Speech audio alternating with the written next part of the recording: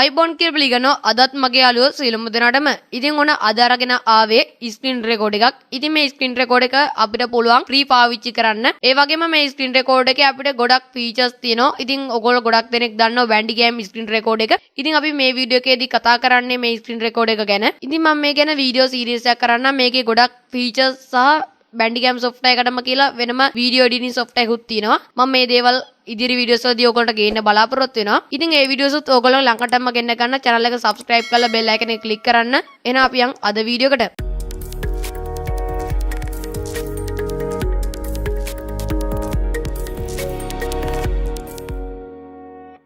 ඉතින් ඔයගොල්ලන්ට පුළුවන් bandicam.com website එකට ඇවිල්ලා Bandicam software එක download කරගන්න.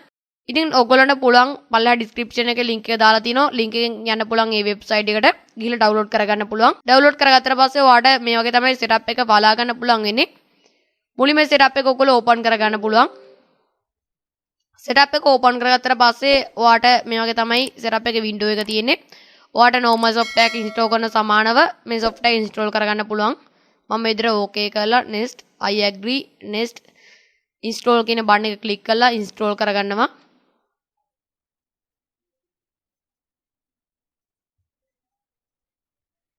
ඉතින් software එක install කරගත්තට පස්සේ අපිට මෙතන finish button එක click කරන්න පුළුවන්.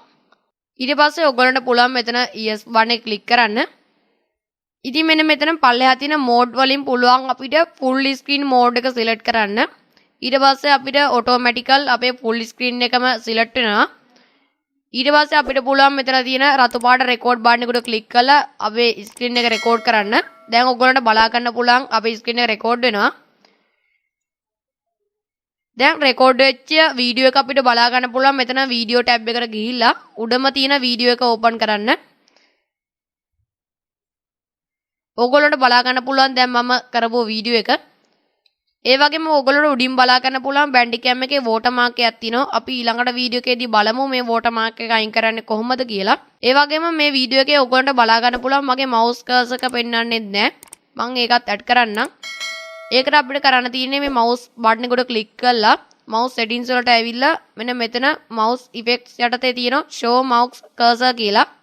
මේකට ටික් එකක් දාන එක. ඒ වගේම ඉස්සරහින් බලා ගන්න පුළුවන් mouse එකේ size එක අපිට අඩු වැඩි කරන්න පුළුවන්. ඒ වගේම මෙතනින් අපිට preview එක බලා ගන්නත් පුළුවන්. මේ ගැන මම ඊළඟ වීඩියෝස් වලදී ඔයගොල්ලන්ට අරගෙන එන්නම්. ඒ වගේම ඔයගොල්ලෝ about වලට આવොත් ඔයගොල්ලන්ට බලා ගන්න පුළුවන් unregister කියලා මේගොල්ලෝ කියලා තිනවා. ඒ වගේම මේගොල්ලෝ තවත් කියලා තිනවා මේක විනාඩි 10ක් තමයි අපිට උපරිම මේක රෙකෝඩ් කරගන්න පුළුවන් වෙන්නේ. ඒ වගේම වීඩියෝ එකට අනිවාර්යයෙන්ම මේගොල්ලන්ගේ watermark එකක් ඇඩ් වෙනවා. ඉතින් මේ දේවල් කොහොමද අයින් කරන්නේ කියලා මම ඊළඟ වීඩියෝ එකේදී අරගෙන එන්නම්. ඉතින් ඊළඟ වීඩියෝස් උත් ඔයාගේ ළඟටම ගෙන්න ගන්න channel එක subscribe කරලා bell icon එක click කරන්න. ඒ වගේම වීඩියෝ like කරන්න. ඔයාගේ අදහස පල්ලෙහා comment section එකේ comment කරන්න. ඉතින් ඔයගොල්ලෝ දන්න screen record උත් තියෙනවා නම් ඒවත් පල්ලෙහා comment section එකේ comment කරන්න. මේ වීඩියෝ එකේ දෙවෙනි වීඩියෝ එකෙන් අපි හම්බෙමු. හැමෝටම සුබ දවසක්.